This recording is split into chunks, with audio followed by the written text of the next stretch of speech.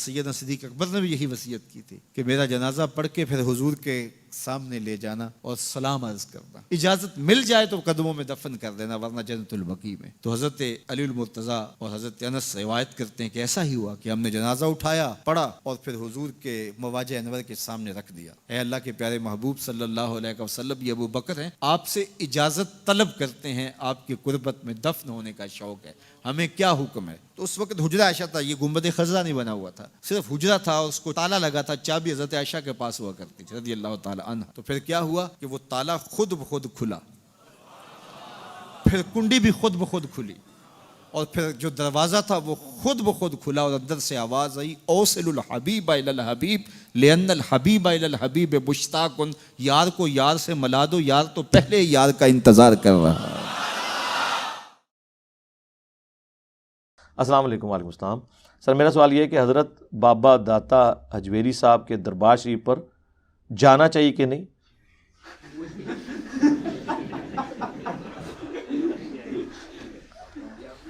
قبروں پہ جائیں، صحیح مسلم میں حدیث ہے کہ میں تمہیں قبروں پہ جانے سے منع کرتا تھا، کیوں؟ نئی قوم جاہلیت سے پھری تھی، اب میں تمہیں حکم دیتا ہوں قبروں پہ جاؤ تاکہ آخرت کی یاد آئے۔ قبروں پہ جانے کا مقصد کیا ہے؟ اپنی موت کو یاد کرنا۔ جس قبر پہ جانے سے آخرت یاد آئے اس پہ جانا سنت ہے، اور جس قبر پہ جانے سے آپ کی جیبیں کٹ جائیں، عورتیں اغوا ہو جائیں، ساری بے حیا عورتوں کی اماج گاہ وہ بنی ہوئی ہو، سارے ڈھول ڈھمکوں کا وہ مرکز ہو، سارے شہر کے پوڈری چرسی نشاور لوگ وہاں پہ بیٹھتے ہوں، تو دربار تو چھوڑ دیں، وہ مسجد بھی ہو تو ایسی مسجد کی طرف بھی آپ رخ نہ کریں۔ نبی الاسلام کی نافرمانی کے کام جہاں پہ ہوتے ہوں، سن ابی داؤد میں حدیث موجود ہے، ایک صحابی نے کہا کہ میں نے منت مانی ہے کہ مقام بوانہ پہ میں اونٹ قربان کروں گا، بعض روایتوں میں 100 اونٹ۔ آپ نے فرمایا کہیں زمانے جاہلیت میں وہاں میلہ تو نہیں لگتا تھا، یا اس زمانے میں کہیں بتوں کی پوجا تو نہیں ہوتی تھی؟ یار اس زمانے میں ہوتی تھی تو کیا فرق پڑتا ہے، اب تو نہیں ہو رہی، لیکن حضور نے کہا اگر پہلے بھی ہوتی تھی نا تو اب یہ کام نہیں کرنا وہاں پہ، یہ نہ ہو لوگ کہ بزرگوں کی یاد تازہ ہو گئی ہے۔ تو جب انشور کیا تو پھر آپ نے فرمایا کہ ٹھیک ہے اب تم اپنی نظر پوری کرو، اور پھر آپ نے فرمایا اللہ کی نافرمانی کے کاموں میں نظر پوری نہ کرو، اور یہ حصہ تو صحیح مسلم میں موجود ہے، اور نہ کوئی ایسی نظر مانو جس کی تم طاقت نہیں رکھتے۔ لوگ نظر مان لیتے ہیں نا جناب، او جی میں روزانہ 2 نفل پڑھوں گا، بعض لوگوں نے تو منت مانی ہوتی ہے میں پاس ہو گیا 1000 نفل پڑھاں گا، 1000 زندگی نہیں تو پڑھے ہوں کی تو پڑھے گا۔ تو اس میں پھر صحیح مسلم شریف میں حدیث ہے کہ جو قسم کا کفارہ قرآن میں سورۃ المائدہ کی آیت نمبر 89 میں ہے وہی نظر کا کفارہ ہے، تو نظر توڑ دے اور کفارہ ادا کر دے، یعنی ایک غلام آزاد کرے، آج کل تو ابسلیٹ ہے، 10 مسکینوں کو کھانا کھلائے یا ان کو کپڑا لے دے، اور اگر غریب ہے تو 3 روزے رکھ لے، سورۃ المائدہ آیت نمبر 89۔ اور دربار کے بارے سے سن لیں، صحیح مسلم میں حدیث ہے میں تمہیں منع کرتا ہوں قبروں کو پکا کرنے سے، ان پہ عمارتیں بنانے سے، اور ان پر بیٹھنے سے۔ ڈائریکٹ قبر پہ بیٹھنا بھی منع ہے، مجاور بن کے بھی بیٹھنا منع ہے۔ نبی علیہ السلام کی نافرمانی پہ جو جگہ بنائی جائیں وہاں پہ آپ نے جا کے کیا لینا ہے؟ جہاں پہ میرے نبی کی نافرمانی پہ قبریں بنائی گئی ہیں، اور ان کی آپ 2 نمبریاں دیکھیں، ہم انہیں کہتے ہیں کہ قبروں پہ، وہ کہتے ہیں جی یہ جو عمارت ہے یہ فوق ہوتی ہے اعلیٰ نہیں ہوتی ہے۔ دیکھو کیسی کیسی کہانیاں کراندے ہیں۔ اب یہ آپ کو اردو میں تو سمجھ نہیں آ سکتا، عربی میں اور انگلش میں سمجھ آ سکتا ہے۔ مثال کے طور پر اگر یہ بال پوائنٹ میں یوں رکھوں نا تو میں ایسے کیا کہتا ہوں؟ The pen is upon the hand, میرے ہاتھ کے اوپر ہے، یہ بھی اوپر ہے اور یہ بھی اوپر ہے، اردو میں دونوں ہی اوپر ہیں، لیکن عربی میں اور انگلش میں فرق ہے۔ انگلش میں اسے کہتے ہیں اپون اور اسے کہتے ہیں آن پر، عربی میں اسے کہتے ہیں فوق اور اسے کہتے ہیں اعلیٰ۔ تو وہ کہتے ہیں حدیث میں فوق کے الفاظ نہیں ہیں، اعلیٰ کے الفاظ ہیں، تو مراد یہ کہ قبر کے ایگزیکٹ اوپر کوئی بلڈنگ نہیں کھڑی کرنی چاہیے۔ یہ جو اوپر ڈوم ہے نا یہ تو اعلیٰ نہیں ہوتا، یہ فوق ہوتا ہے۔ اس زمانے میں یہ کہانیاں ہی نہیں تھیں میرے بھائی، یہ کہانیاں آپ نے پھر، خیر میں نے اس کا مسئلہ حل کیا۔ ہمارے استاد غلام سعود سعیدی صاحب جو شیخ الحدیث تھے مفتی منیب الرحمان صاحب کے مدرسے میں، میری ان سے کافی لمبی گپ شپ ہوتی رہی۔ کراچی میں 2 دفعہ ملاقات بھی ہوئی، اور یہ 22 مارچ 2007 کی بات ہے، 2007 22 مارچ. تو میں اپنے آفس کے کام کے سلسلے میں کراچی گیا ہوا تھا. اگلے دن 23 مارچ تھی، تو 22 مارچ کو ہم بلوچستان تھے، تو پھر نکلے ہم ان سے رات کو بھی ادھر ہی رکے.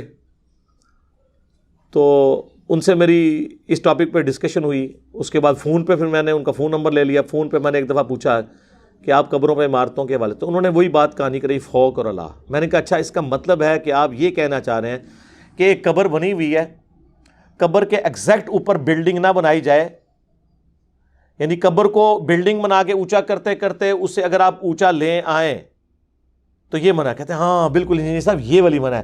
میں نے کہا جیسا کہ داتا دربار پہ جو مزار بنا ہوا ہے وہ ہے بیسمنٹ میں ہے، لیکن اس کے اوپر بلڈنگ بناتے ہوتے ہیں اسے فرسٹ فلور تک قبر کو اٹھا کے لے آئے ہیں، یہ والی منع ہے نا.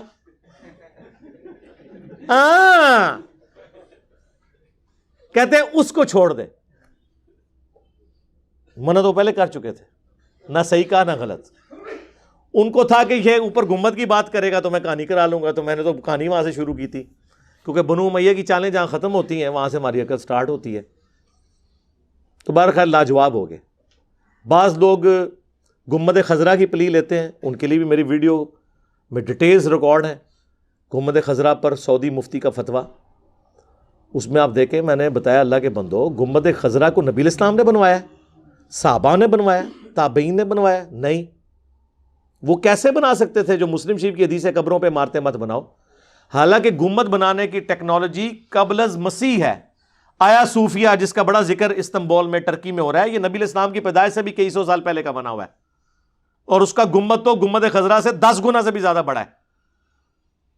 پھر صحابہ کے دور میں عبد الملک بن مروان جب حاکم بنا بنو امیہ میں سے، صحابہ کرام زندہ تھے، ٹھیک ہے، آلموسٹ یہ آپ سمجھ لیں 70 ہجری سے 80 ہجری کے درمیان ڈوم آف دا راک، قبۃ الصخرہ، گولڈن ڈوم، جو یروشلم میں بیت المقدس کے پاس جس چٹان سے نبی الاسلام معراج پہ گئے تھے اس کے اوپر آنری طور پہ ایک بہت بڑا گنبد بنایا گیا ہے.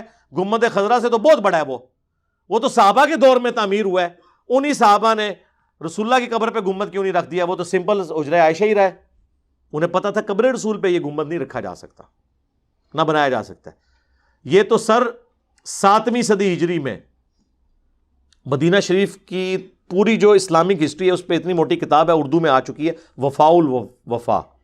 علامہ سمہودی المتوفا 911 ہجری، اہل سنت میں بڑے مورخ ہیں، سارے مانتے ہیں ان کو. انہوں نے پوری مدینہ شریف کی ہسٹری لکھی ہے نبی الاسلام کے مبارک زمانے سے لے کے پورے 900 سال کی. اس میں انہوں نے لکھا ہے کہ 678 ہجری میں، یعنی نبی الاسلام کی وفات کے 650 سال بعد، ایک فاطمی بادشاہ تھا، یہ شیعہ کا ایک آف شوٹ ہے فاطمی فرقہ، اس نے یہ لکڑی کا گنبد منت مانی ہوئی تھی تو اس نے لا کے گنبد خضرا رکھ دیا حجرہ عائشہ پہ. وہ گنبد ہٹا بھی دیں تو قبر رسول ننگی نہیں ہوتی، نیچے حجرہ عائشہ موجود ہے سلام اللہ علیہا.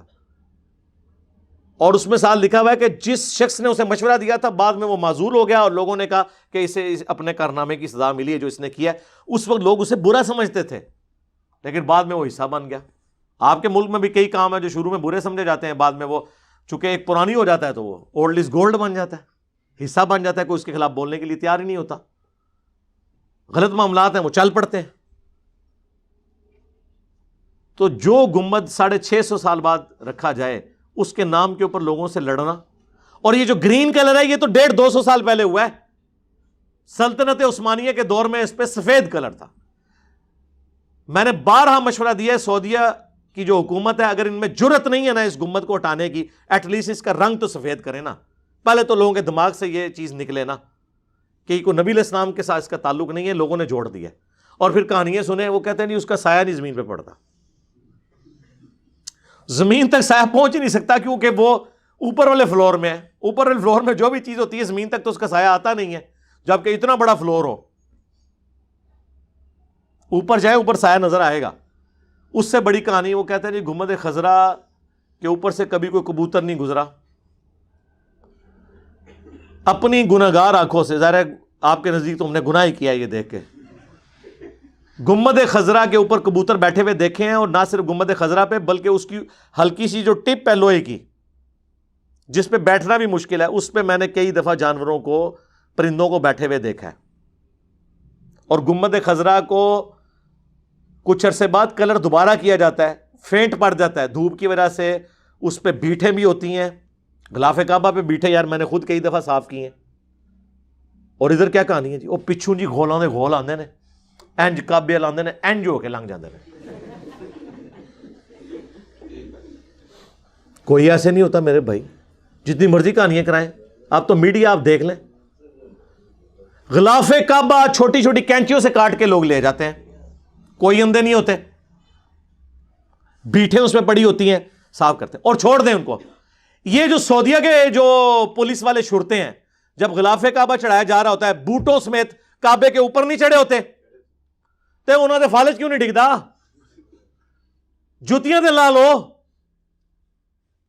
سب کہانی ہے، دنیا بقدر ایفرٹ اللہ نے رکھی ہے، اس طرح آپ دین کو نہ جوڑیں۔ گنبد خضرا کا نبی علیہ السلام سے یا آپ کی قبر مبارک سے کوئی لینا دینا نہیں، سوائے اس کے کہ لوگوں نے یہ کام کر دیا، اب آپ اس کو دین کا حصہ بنائیں گے۔ حجرہ عائشہ ٹھیک ہے، اور حجرہ عائشہ کی بھی بعض لوگ پلی لیتے ہیں کہ جی وہ نبی علیہ السلام کو پھر کیوں دفن کیا گیا؟ اگر بلڈنگ بنانا منع تھی تو بلڈنگ آپ کے دربار نہیں بنایا گیا۔ وہ جامعہ ترمذی میں حدیث ہے کہ اللہ تعالیٰ نبی کو وہاں پر موت دیتا ہے جو جگہ اس کے لیے پسند فرماتا ہے۔ اسی حدیث کے تحت حضرت ابوبکر نے کہا تھا کہ نبی علیہ السلام جہاں فوت ہوئے ہیں نا، آپ کی چرپائی کے نیچے آپ کی قبر کھودی جائے، ورنہ نبی علیہ السلام کی میت کے اوپر بھی اختلاف ہو گیا تھا کہ آپ کو دفنانا کہاں ہے، بیت المقدس میں یا بقیع غرقد میں۔ تو حضرت ابوبکر نے کہا کہ میں اس حدیث کے تحت سمجھتا ہوں کہ سب سے پسندیدہ جگہ جہاں آپ سے روح آپ کی پرواز کی ہے، اسی چرپائی کے نیچے آپ کی قبر کھودی جائے، اس لیے آپ کو وہاں پہ دفنایا گیا۔ وہاں آپ کا مزار نہیں بنایا گیا، وہ حجرہ عائشہ میں دفنایا گیا۔ اور وہ عام جگہ تو عینی ریاض الجنہ ہے، بخاری مسلم دونوں میں حدیث ہے، میرے گھر سے میرے ممبر تک جنت کے ٹکڑوں میں سے ایک ٹکڑا ہے، جس پہ امام بخاری نے باب باندھا ہے، قبر رسول سے ممبر رسول جنت کا ٹکڑا ہے، یعنی رسول اللہ کی قبر مبارک جنت کے ٹکڑے میں۔ اور حضرت ابوبکر عمر کی قبریں بھی ساتھ بنی ہیں، ان کو ایک پروٹوکول مل گیا ہے، اور اس پروٹوکول کی وجہ سے ہر بندہ مزار بناتا پھرے، بالکل غلط ہے۔ وہ ان کی قبروں میں مزار نہیں بنے بلکہ حجرہ عائشہ میں ان کو دفن کیا گیا۔ وہ تو صحیح بخاری میں ڈیٹیل حدیث ہے، جو جب سیدنا عمر کو زخم لگے اور میدا کٹ گیا، جو کھاتے تھے میدے کے راستے نکل جاتا تھا، انہیں یقین ہو گیا اب میں نہیں بچوں گا، تو اپنے بیٹے عبداللہ ابن عمر کو اماں عائشہ کے پاس بھیجا کہ جا کے اماں سے پوچھو کہ میں اپنے دو ساتھیوں کے ساتھ دفن ہونا چاہتا ہوں۔ اور دیکھنا یہ نہ کہنا کہ امیر المومنین نے بھیجا ہے، کہنا عمر بن خطاب عرض کرتا ہے آئی ایم نو مور امیر المومنین، کیونکہ اگر امیر المومنین کی بات کرتے تو پھر سیدہ عائشہ پہ حکم ماننا واجب ہو جاتا۔ وَأُولِي الْأَمْرِ مِنْكُمْ کے تحت قرآن میں اطیعوا اللہ وَأَطِیعُوا الرَّسُولَ وَأُولِي الْأَمْرِ مِنْكُمْ۔ ام عائشہ نے کہا جگہ میں نے اپنے لیے رکھی تھی، لیکن آج میں عمر کو اپنے پہ فوقیت دیتی ہوں۔ واپس آئے عبداللہ بن عمر نے جب بتایا، انہوں نے کہا واللہ میرے لیے دنیا میں اس سے بڑھ کے کوئی چیز نہیں تھی کہ میں رسول اللہ کے ساتھ دفن ہو جاؤں، جب میں مر جاؤں تو میری لاش کو دوبارہ لے جانا، پھر اما عائشہ سے اجازت لینا، ہو سکتا ہے ابھی میرے روب کی وجہ سے دے دیو، اگر دوبارہ اجازت دیں تو ٹھیک، ادروائز مجھے مسلمانوں کے قبرستان میں دفن کر دینا۔ سر آپ لیول دیکھیں تقوی کا، یہاں پہ کہانیاں بنائی ہوئی ہیں جناب۔ وہ جی حضرت ابوبکر نے مولا علی کو کہا کہ میری لاش کو روضہ رسول کے باہر رکھنا، خود بخود کنڈی کھل جائے گی۔ سیدنا صدیق اکبر نے بھی یہی وصیت کی تھی کہ میرا جنازہ پڑھ کے پھر حضور کے سامنے لے جانا اور سلام عرض کرنا، اجازت مل جائے تو قدموں میں دفن کر دینا، ورنہ جنت البقیع میں۔ تو حضرت علی المرتضیٰ اور حضرت انس روایت کرتے ہیں کہ ایسا ہی ہوا کہ ہم نے جنازہ اٹھایا، پڑھا اور پھر حضور کے مواجہ انور کے سامنے رکھ دیا۔ اے اللہ کے پیارے محبوب صلی اللہ علیہ وسلم، یہ ابو بکر ہیں، آپ سے اجازت طلب کرتے ہیں، آپ کی قربت میں دفن ہونے کا شوق ہے، ہمیں کیا حکم ہے؟ تو اس وقت حجرہ عائشہ تھا، یہ گنبد خضرا نہیں بنا ہوا تھا، صرف حجرہ تھا، اس کو تالا لگا تھا، چابی حضرت عائشہ کے پاس ہوا کرتی تھی رضی اللہ تعالی عنہ۔ تو پھر کیا ہوا کہ وہ تالا خود بخود کھلا، پھر کنڈی بھی خود بخود کھلی، اور پھر جو دروازہ تھا وہ خود بخود کھلا، اور اندر سے آواز آئی اوصل الحبیب الی الحبیب لان الحبیب الی الحبیب مشتاق، یار کو یار سے ملا دو، یار تو پہلے یار کا انتظار کر رہا ہے۔ اور کہانی خدا دا نہ ڈرو، بریلوی بھی سناندے نے تے دیوبندی بھی سناندے نے، اور پھر کہتے ہیں جی وہ تو فلانے بزرگ نے بھی لکھا، او فلانا کہہ رہا جے فلانے نے لکھا ہے۔ جب ہم قرآن و سنت کے دلائل کی روشنی میں حضرت معاویہ رضی اللہ تعالیٰ عنہ، حضرت عمر بن عاص رضی اللہ تعالیٰ عنہ، حضرت مغیرہ ابن شعبہ رضی اللہ تعالیٰ عنہ سے اختلاف رائے رکھتے ہیں احترام کے دائرے میں، تو بابے تے شے ہی کوئی نہیں، بابے دی تو اسلاندے ہو فلانے بابے نے لکھا ہے، بابا کی چیز ہے؟ سانو دی گل دسو جس کی قبر مدینے میں، اس کی بات بتاؤ صلی اللہ علیہ وآلہ وسلم۔ کہانیاں بنائی ہوئی ہیں جی وہ۔ تو اس کی میں نے پھکی ادھر سے دی تھی کہ سیدنا عمر کے لیے تو مسئلہ ہی آسان تھا، پریسیڈنٹ پہلے ہی سیٹ تھا۔ وہ کہتے بیٹا میرے لیے بھی کنڈی کھلی تھی جس طرح ابوبکر کے لیے، میری لاش جا کے باہر رکھ دینا، خود بخود رسول اللہ کا کنڈی اندر سے کھول دیں گے۔ وہ تو ہم عائشہ سے اجازت لے رہے ہیں۔ کہانی پکڑی گئی نا، کہانیاں بنائی ہوئی ہیں، ہم عائشہ سے اجازت لی ہے، یہ تو نہیں ہوا کہ کنڈی کھل گئی خود بخود۔ اس طرح میرے بھائی نہیں ہونا، نہ اس طرح کے معاملات ہیں۔ خدا کے لیے اللہ سے ڈر جائیں، وہ باتیں آپ منسوب نہ کریں کہ بعد میں آپ کو ڈیفینڈ کرنا مشکل ہو جائے۔ نبی علیہ السلام کے قبروں کے بارے میں احکام بڑے سٹرکٹ ہیں، وہ تو سنن ابی داؤد میں حدیث ہے میری قبر پہ میلہ مت لگانا، تم دنیا کے کسی حصے میں بھی درود پڑھو گے اللہ درود پہنچا دے گا، اللہم صلی علی محمد وعلی آل محمد، درود کے لیے بھی میلہ نہیں لگانا۔ ٹھیک ہے سعادت ہے قبر رسول پہ حاضر ہو، وہ 4 کتابوں میں موجود ہے صحیح سند سے، المصنف ابن ابی شیبہ میں، سنن الکبریٰ البیہقی کے اندر، فضل الصلاۃ علی النبی کے اندر، اور الموطا امام مالک میں۔ عبداللہ ابن عمر جب بھی سفر پہ جاتے یا واپس آتے پہلے مسجد نبوی میں 2 نفل پڑھتے، پھر روضہ شریف پہ حاضر ہو کے عرض کرتے السلام علیکہ یا رسول اللہ، السلام علیکہ یا ابا بکر، حضرت ابو بکر کی قبر پہ آ کے، السلام علیکہ یا عمر یا ابتا، بعض جگہ یہ بھی ملتا ہے اے میرے باپ آپ پہ سلام ہو۔ سنن ابی داؤد میں ایک حدیث ہے کہ جب کوئی تم میں سے مجھ پہ سلام عرض کرے گا، اور امام داؤد نے اسے قبر رسول قبر والے چیپٹر میں لے کے ہیں، اللہ میری روح لوٹا دے گا میں اس کے سلام کا جواب بھی دوں گا۔ لیکن یہ قبر رسول کا پروٹوکول ہے، وہاں پہ حاضروں کے سلام جو عرض کرتا ہے، یہاں کے سلام اور اس سلام میں بڑا فرق ہے۔ نبی علیہ السلام خود جواب دیتے ہیں، لیکن نہ رسول اللہ ہماری آواز سنتے ہیں نہ ہم رسول اللہ کی آواز سنیں گے، یہ سب کچھ برزخی ہے۔ ورنہ روح کا لوٹنا بھی برزخی ہے، روح کا داخل ہونا جسم سے اور نکلنا یہ تو تکلیف دہ امر ہے، وہ لوٹنا برزخی ہے جس کی ہمیں تفصیلات پتہ ہی نہیں، اور شہید کی زندگی کا نہیں پتا۔ اللہ نے فرمایا وَلَٰكِن لَا تَشْعُرُونَ، تمہیں نہیں پتا کہ اس کی زندگی کیسی ہے۔ تو انبیاء کی زندگی تو عرفہ والا ہے، تو قبر رسول پہ حاضری، باقی سلام ہمارا یہاں سے بھی پہنچ رہا ہے۔ بخاری مسلم میں حدیث ہے جب تم پڑھو گے السلام علیکہ ایھا النبی ورحمۃ اللہ وبرکاتہ، السلام علینا وعلی عباد اللہ الصالحین، تو زمین و آسمان میں ہر نیک بندے تک تمہارا سلام پہنچ جائے گا۔ اور نبی علیہ السلام کے لیے تو اسپیسیفکلی سنن نسائی میں حدیث ہے کہ زمین پہ کچھ فرشتے سیاحت کرتے ہیں، میرے امتیوں کا سلام میرے تک پہنچاتے رہتے ہیں۔ اللہم صلی وسلم علی سیدنا محمد وآلہ واصحابہ اجمعین الی یوم الدین، آمین۔